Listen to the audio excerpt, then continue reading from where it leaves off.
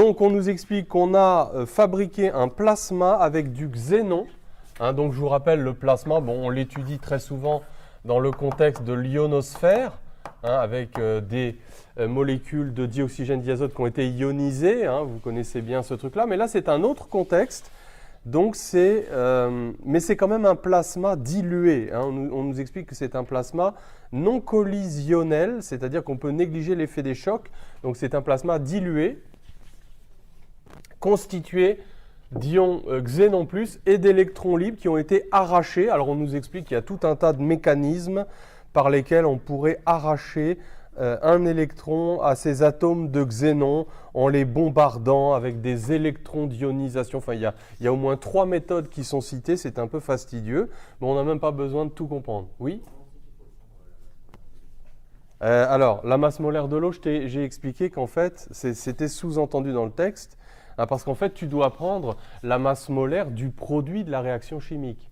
Et le produit de la réaction chimique, c'était du dihydrogène avec 2. Là, ça fait presque appel à une culture générale, si tu veux, de savoir que quand l'eau réagit avec quand l'oxygène réagit avec l'hydrogène, eh bien, ça va produire de l'eau.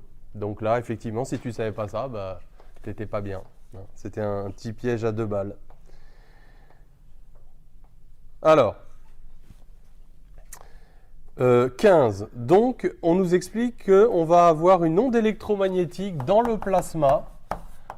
En fait, l'idée de toute cette partie-là, c'est d'étudier la propagation d'une onde électromagnétique dans le plasma. C'est une question ultra classique.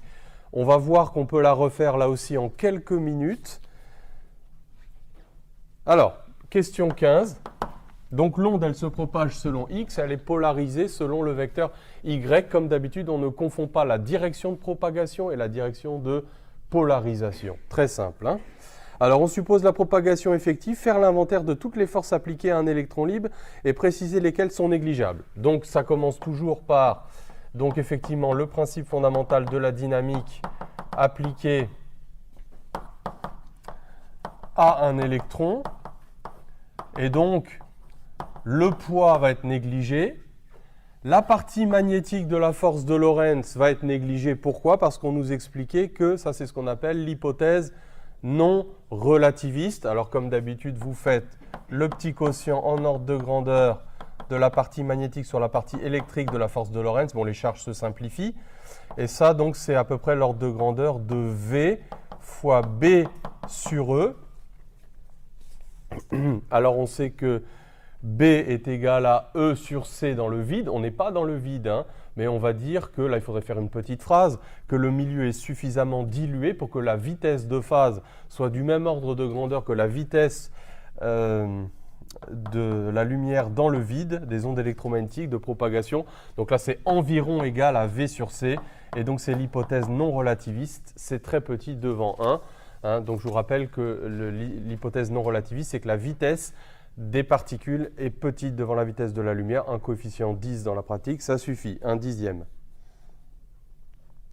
Donc, tout ça pour dire qu'il ne restera, comme d'habitude, que la force électrique.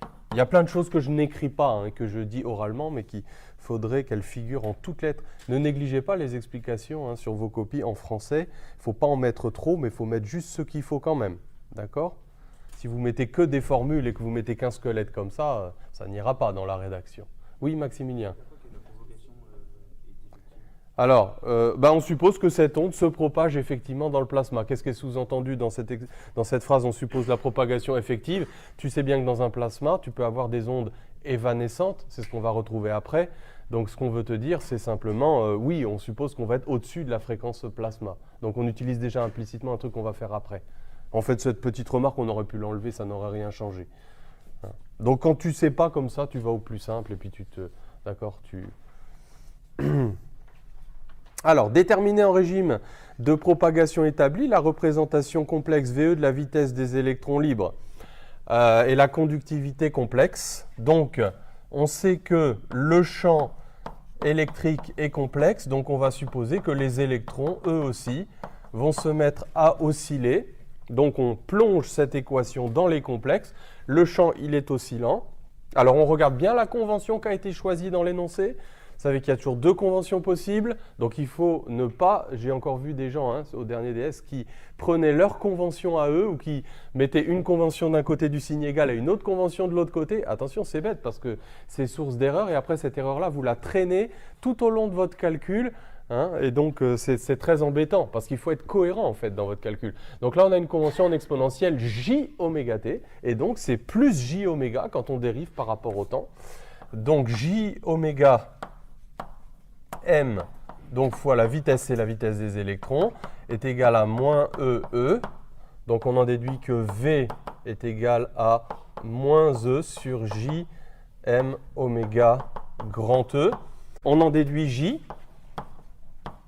Donc J, c'est la densité volumique fois la charge d'un électron fois la vitesse de l'électron. Alors là, on a négligé la contribution des ions, parce que je vous rappelle que dans le cas général, J, c'est la somme des ρIVI, comme on dit. C'est-à-dire que si les ions, on tient compte aussi de leur oscillation, on pourrait avoir aussi une contribution des ions positifs, mais ce n'est pas le cas ici. Ils sont trop lourds, d'après ce que nous dit l'énoncé. Donc ça fait NE carré sur JM oméga V, et ça, c'est ce qu'on appelle l'équivalent de la conductivité complexe. On a l'équivalent d'une loi d'Ohm, là, pardon, c'est E. On a l'équivalent d'une loi d'Ohm en notation complexe avec une conductivité complexe dont l'expression est simplement à identifier. Donc, sigma est égal à NE carré sur JM oméga. Voilà, un élève bien entraîné, il a fait ces questions-là déjà plusieurs fois. Donc, il déroule et il n'y a aucune surprise par rapport à ça. Donc, voilà la conductivité complexe. Alors, question 17. Vérifiez que dans ce régime de propagation, tu vois Maximilien, c'était ça, propagation effective, on te redit, la densité volumique de charge est bien nulle. Puis, en revenant à la notation réelle, établir l'équation de propagation du champ avec la formule Roth de Roth égale gradient de divergence moins Laplacien, etc. Et on fait apparaître la pulsation plasma. Alors, vraiment les questions les plus classiques. Donc, il fallait démontrer que ρ était nul. Alors là, on était peut-être tenté de dire, oui, le plasma est neutre, ce qui est vrai, et il y a autant d'ions que d'électrons libres. Alors c'est vrai, mais ce n'est pas dans l'esprit de l'énoncé. On dit souvent ça dans les plasmas, on dit souvent ça dans les métaux également, comme le cuivre ou les métaux où on libère chaque atome libère un ou plusieurs électrons libres, donc le milieu est neutre. Regardez, en fait, ici, on voulait vous faire vérifier que, en fait, le but, c'est d'écrire les 4 équations de Maxwell dans le plasma, et en particulier Maxwell-Gauss. Alors, Maxwell-Gauss, c'est divergence de E est égale à ρ sur epsilon 0. On aurait pu presque dire tout de suite ρ est nul, mais ce n'était pas l'esprit de l'énoncé. L'énoncé, c'était vraiment de calculer la divergence de E à partir de cette expression. Alors, est-ce qu'on sait tous fabriquer la divergence de E? Je pense que oui. Donc, on fait nabla E. Donc, c'est là qu'il ne faut pas confondre la direction de polarisation, la direction selon laquelle est orienté E et sa dépendance. Il dépend de X, mais il est dirigé selon EY. Alors, la divergence, faites nabla vectoriel E. Donc, ça fait D de EX sur DX plus D de EY sur DY plus D de EZ sur DZ. Il n'y a pas de EZ, il n'y a pas de EX, attention, ce n'est pas parce que ça dépend de X, il est dirigé selon EY, mais il dépend de X. Donc comme il dépend de X et de T, eh bien voilà, on a ça. Donc on en déduit que ρ est égal à 0 en revenant en arrière. Enfin, il faut rédiger dans l'ordre, bien sûr. D'accord? Donc c'était plutôt ça l'esprit de l'énoncé, plutôt que de balancer ρ égale 0 par neutralité du milieu. Bon, ce qui dans d'autres circonstances ne serait pas non plus scandaleux comme justification. Donc, on va calculer l'équation de propagation. Donc, rotationnel de E égale à gradient de divergence de E moins Laplacien de E. Alors, je n'ai pas réécrit les 4 équations de Maxwell dans le plasma. Ça aurait peut-être été bien. Donc ça, c'est Maxwell-Gauss. Allez, on se les rappelle ensemble. Maxwell-Faraday, rotationnel de E est égal à moins dB sur dt. Maxwell-Ampère, rotationnel de B est égal à mu0 J, alors, plus epsilon 0 dE sur dt. Et J, évidemment, c'est là qu'on va se servir comme dans un métal, l'équivalent d'un métal, mais en complexe de sigma E. J n'est pas nul, attention. Hein, donc on aura sigma E plus epsilon 0 dE sur dt. Et j'ai oublié Maxwell-Thomson ou Maxwell-Flux, divergence de B égale 0. Donc réécrivez-les dans un petit coin, parce que, bon, voilà, même si ce n'est pas explicitement demandé, il nous les faudra. Peut-être pas toutes. Alors, divergence de E, on vient de voir que c'était égal à 0. Rotationnel de E par Maxwell, Faraday, c'est moins dB sur dt. Je permute tout de suite les dérivés. Donc, ça fait d sur dt de rot de B. Dites bien que c'est par Maxwell-Faraday. Et donc, on va remplacer rho de B grâce à Maxwell-Ampère. Donc, ça fait moins d sur dt de mu0 sigma E plus epsilon 0 mu0 dE sur dt. Et bien sûr, maintenant, on peut développer. Donc, ça va faire mu0 sigma dE sur dt plus mu0 epsilon 0 d2e sur dt2. Et donc, ça vaut moins Laplacien vecteur de E. Il doit y avoir un moins devant tout ça. Alors, là aussi, vous avez des petits moyens de détecter vos éventuelles erreurs de signe, comme je viens de le faire d'ailleurs. C'est, vous devez retrouver l'équation de D'Alembert. Hein, donc, l'équation de D'Alembert, Laplacien de E moins, donc, vous voyez, donc, on ne peut pas se tromper. Donc, Laplacien de E moins, on pourrait mettre 1 sur c carré, si vous le voulez, la vitesse des ondes électromagnétiques dans le vide. Donc, ça, c'est le mu0 epsilon 0. Moins mu0 sigma, on va laisser comme ça, on pourrait remplacer sigma par sa valeur, mais ça va alourdir, égale 0. Donc voilà l'équation de propagation. Donc comme d'habitude, un noyau dur d'Alembert et le terme supplémentaire dû à la conductivité complexe du milieu. En déduire l'équation de dispersion dans laquelle apparaît la pulsation plasma. Là aussi, question très classique. Donc qu'est-ce qu'on fait ? Eh bien, on réinjecte l'expression de l'OPPH, de l'onde plane progressive harmonique, dans l'équation de propagation, mais on le fait rapidement. Hein, on sait que donc nabla, Laplacien, ça va être nabla carré, ça va agir comme moins k carré. Donc on aura moins k carré E, j'écris même pas E, moins 1 sur c carré fois moins oméga carré. Hein, parce que c'est j oméga au carré, on a dérivé 2 fois. Alors vous voyez, c'est là qu'il faut être très cohérent sur vos conventions.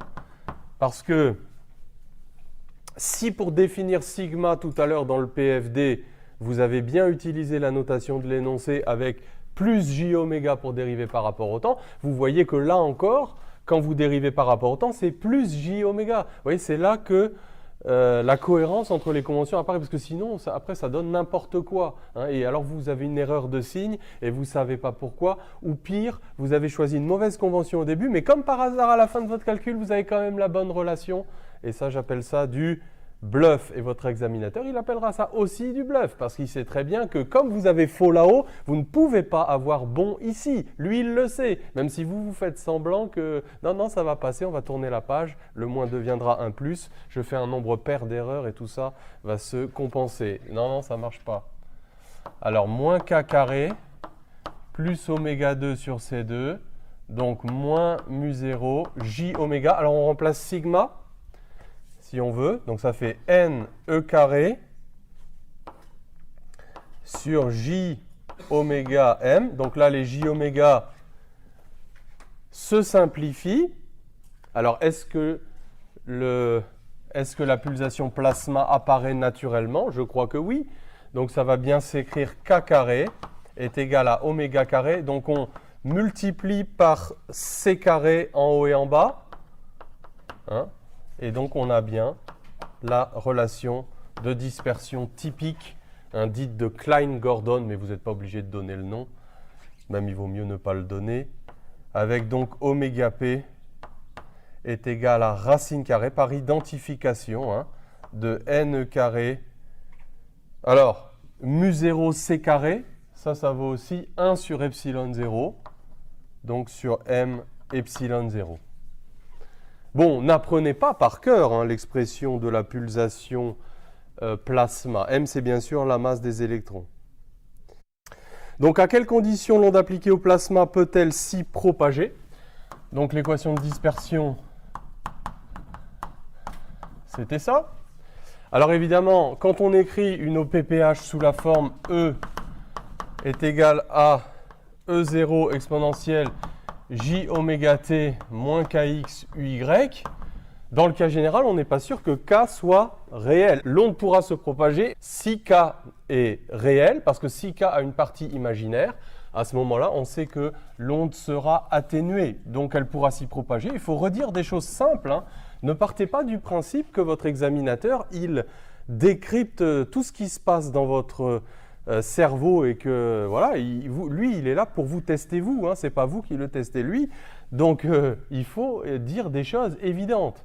Hein. Donc, pour que l'onde puisse se propager, il faut que K soit réel, parce que si K a une partie imaginaire, alors il y aura de l'absorption dans le milieu. Rien ne va de soi hein, de ce point de vue-là. Hein. C'est à vous de donner les informations. Sinon, que lui arrive-t-il? Ben, on vient de le dire. Conclusion, pour que K soit réel, il faut que K carré soit positif. Et donc, il faut que oméga soit plus grand que oméga p. Donc, comme d'habitude, le plasma se comporte comme un filtre passe-eau. Jackpot. Vous récupérez un petit point bonus. Autre petit point bonus, remarque, si oméga plus petit que oméga p, alors K est... Ça ne mange pas de pain d'écrire ça. Hop, en 30 secondes. Et donc, on a une onde évanescente. Du type... Alors, évidemment, il ne faut pas trop en dire non plus. Vous n'avez pas le temps. Hein, vous avez vu déjà tout ce qu'il y a à faire. Mais ça, c'est bien. Voilà, ça vous fera un truc comme ça. Par exemple, de ce genre.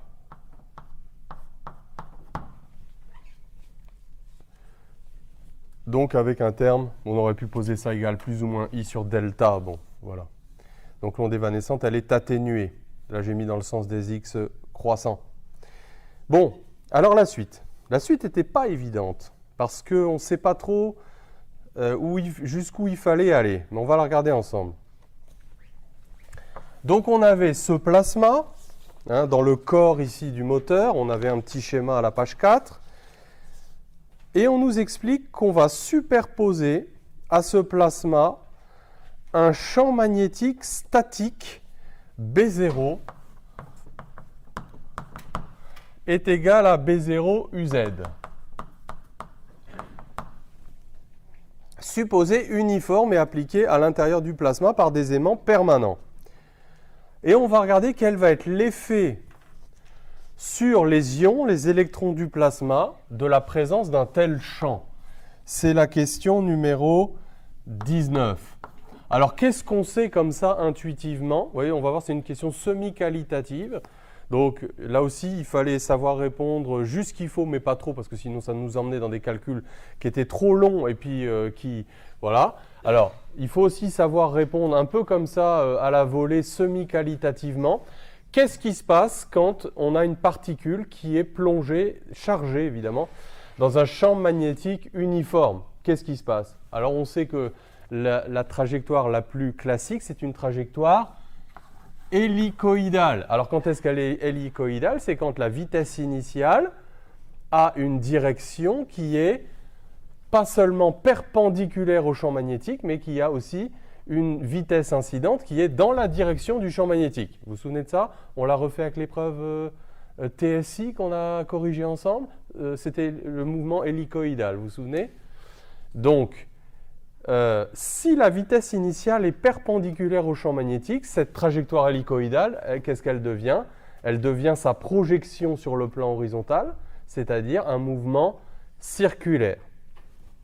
Donc en fait, l'énoncé nous explique que si l'on a mis un champ magnétique, c'est justement pour avoir, en première approximation, des mouvements circulaires de ces charges et les maintenir, les confiner, parce que voilà, si ça tourne en rond, bah, c'est confiné, à l'intérieur du moteur. Et on nous demande de retrouver l'expression de la pulsation qu'on appelle la pulsation cyclotron. Alors évidemment, dans l'épreuve qu'on a corrigée, l'épreuve de centrale TSI, avec la particule chargée, je ne sais pas si vous vous souvenez, on l'a fait en cartésien. Ça demande beaucoup de travail de retrouver l'expression de la pulsation cyclotron. On va voir dans cette question comment on pourrait retrouver cette pulsation. Alors quelqu'un peut-être connaît la formule par cœur, mais là c'est un peu exagéré. Hein, comment on peut la retrouver rapidement en supposant que la trajectoire est circulaire. D'ailleurs, je soupçonne qu'en première année, c'est plus comme ça que vous le faites en faisant comme en cartésien, comme on avait fait dans l'épreuve TSI, vous vous souvenez, en séparant les variables, là en passant en complexe. Donc vous avez une particule, on va partir du principe qu'elle a un mouvement circulaire.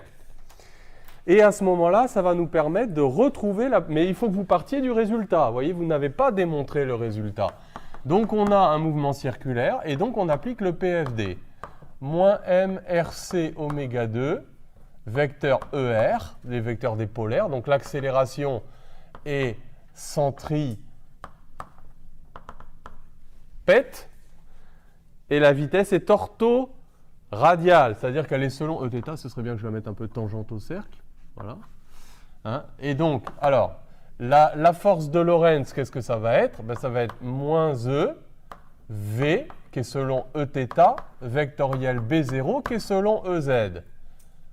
Et V, si le mouvement est circulaire uniforme, c'est donc le rayon qu'on appelle le rayon cyclotron, c'est R oméga, vecteur Eθ, donc vectoriel B0, vectoriel EZ.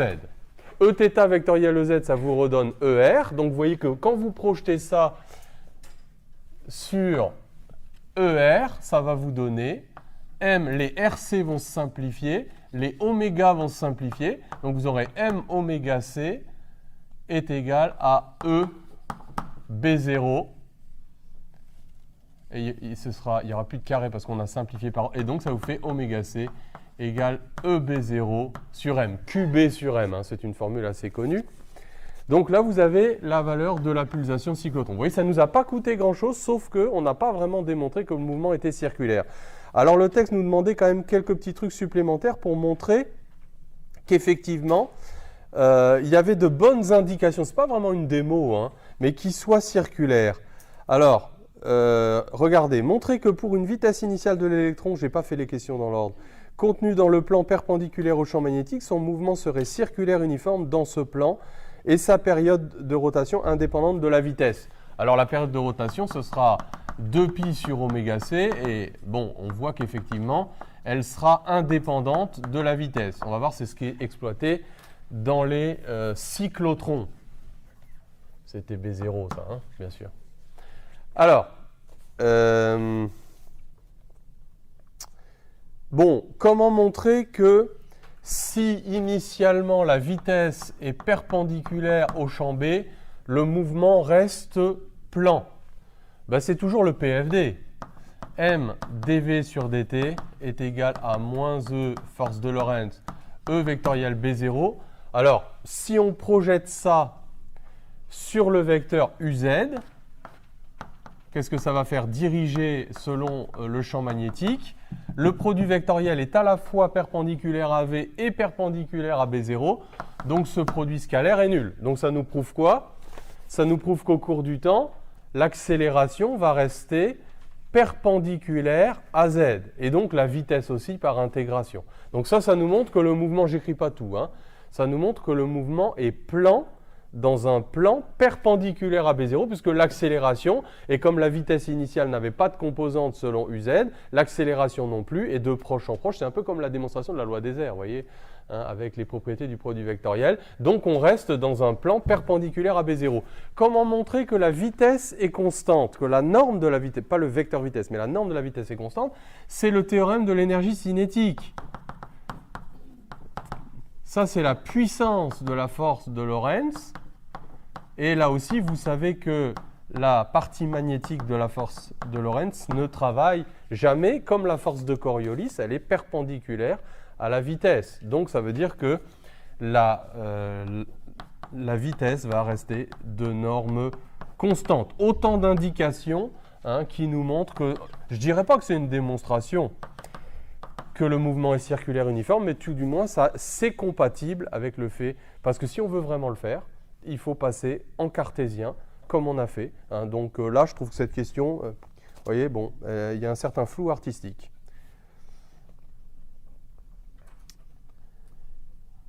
Alors, mais bon, je peux vous assurer qu'en écrivant déjà tout ça le jour du concours, vous aurez tous les points. Et ne vous lancez pas dans une résolution en cartésien et tout, parce que là, vous allez perdre énormément de temps. Ce ne serait pas rentable. Alors, question 20. Montrez qualitativement que l'application du champ micro-ondes, E, B0 avec oméga à peu près égal à oméga C, permet d'accélérer les électrons en augmentant la norme de la vitesse. Alors, regardez un petit peu. On vient de démontrer que en présence d'un champ magnétique, les particules chargées, les électrons en particulier, décrivent des ronds. Et maintenant, on va superposer un champ électrique polarisé selon EY. Donc un champ, alors je vais mettre des axes, X, Y, Z par exemple. Et donc ça voudrait dire que ce champ électrique, il est selon EY et il est oscillant. Alors ça nous fait penser à quoi ça ? On nous dit, il faut montrer semi-qualitativement que quand ce champ électrique oscille à la même pulsation que les électrons qui tournent en rond à cette même pulsation, alors qu'est-ce qu'on va faire ? On va accélérer les électrons en augmentant la norme de la vitesse. Mais c'est qualitatif, on ne nous demande pas de calcul. Ça nous fait penser à quoi ça ? Vous vous souvenez comment ça marche, le cyclotron? Vous avez les Ds, les D. Et là-dedans, vous avez un champ magnétique uniforme. On fait un petit rappel, c'est bien aussi, un petit rappel sur le cyclotron. Qu'est-ce qui se passe? Alors, le rayon cyclotron, c'est mv sur qb. Donc ça, c'est le rayon de la trajectoire. Le rayon de la trajectoire circulaire, il est proportionnel à la vitesse. Mais la période... Regardez, la période ici ne dépend pas, elle, de la vitesse. Alors, comment ça marche le cyclotron? Vous introduisez une particule avec une certaine vitesse. Donc, elle a une trajectoire qui fait un demi-cercle. Le temps qu'elle met à faire ce demi-cercle, c'est une demi-période cyclotron. C'est donc indépendant de sa vitesse initiale.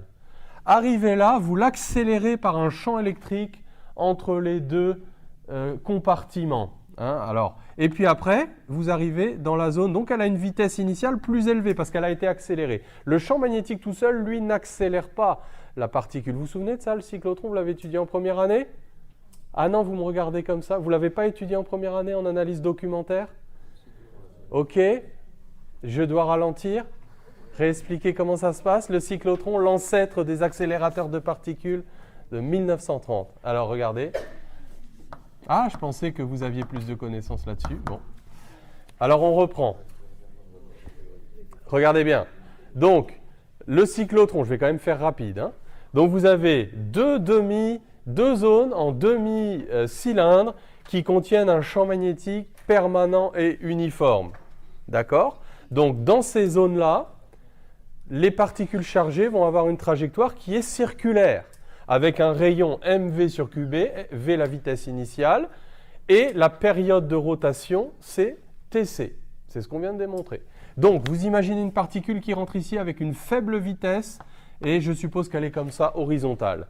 Donc, vous avez un petit demi-cercle. Ici, entre les deux, on va mettre un champ électrique, et on va voir qu'il va falloir synchroniser, parce que c'est la même idée que dans la question qui est posée là, il va falloir synchroniser la période d'oscillation du champ électrique avec la période de rotation des électrons. Pourquoi?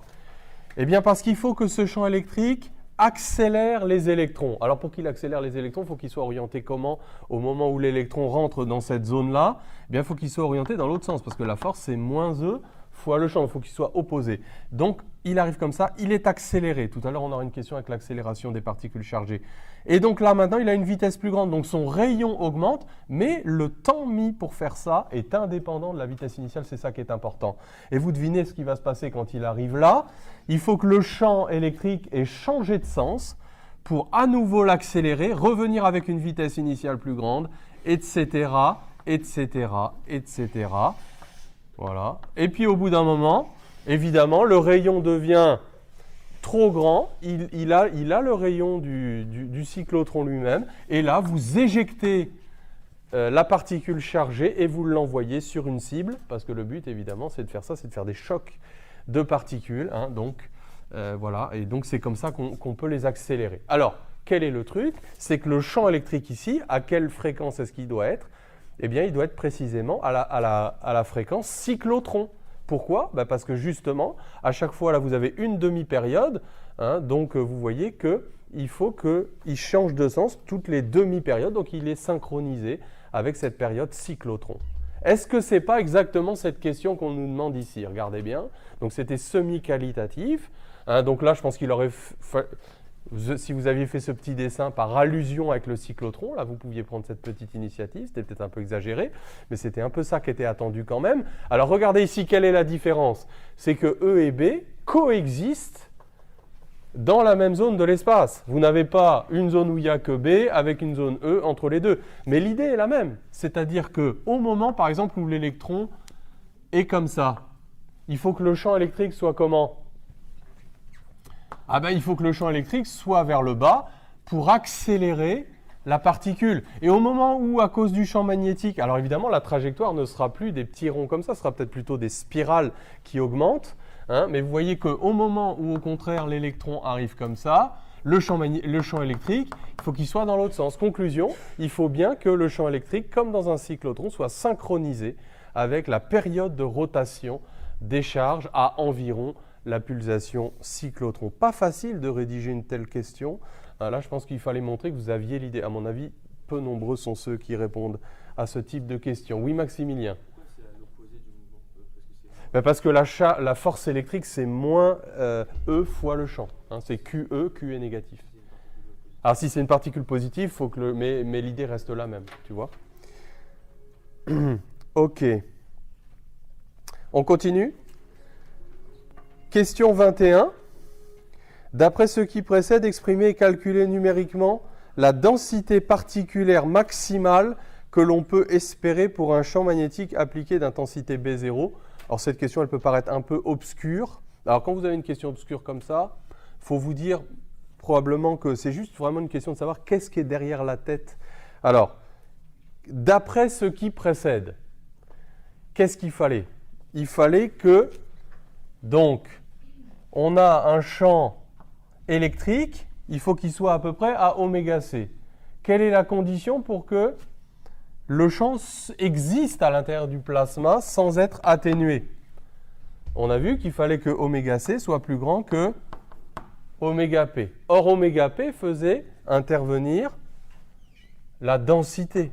C'était racine de NE carré sur epsilon 0 ME. Bon, là, vous voyez, vous avez une petite inégalité qui fait apparaître N, et donc on aura N plus petit que 1 N max. Je reconnais que c'est pas que c'était tiré par les cheveux, mais il fallait prendre le temps de lire la question et de se dire, bon, il faut chercher quelque chose de simple. Hein. De toute façon, quand vous vous lancez dans des trucs trop compliqués, c'est que vous n'êtes pas sur la bonne piste. Voilà, donc on aura un N max qui vaudra donc ME epsilon 0 oméga C carré sur E carré. Bon, pas de panique si vous n'arrivez pas à répondre à cette question-là. Ne vous dites pas que toutes les preuves reposent là-dessus, c'est évidemment faux. Alors, valeurs numériques. Oui, tout à l'heure, je n'ai pas donné les valeurs numériques de la pulsation cyclotron. On avait 3,5 10 puissance 10 radians par seconde. On a dit la fréquence cyclotron oméga C sur 2pi. 5,6 gigahertz, 10 puissance 6 hertz.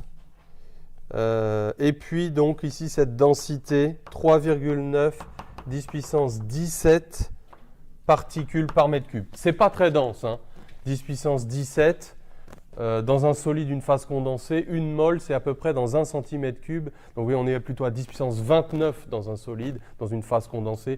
Donc vous voyez que là, le milieu est bien dilué, même si peut-être ça vous paraît beaucoup.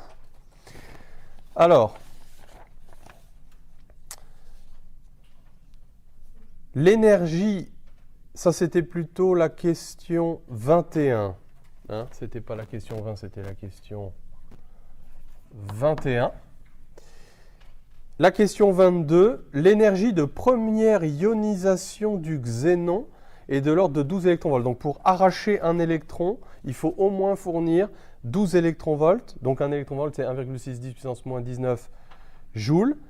La configuration précédente permet-elle d'envisager une réelle contribution de la photodissociation?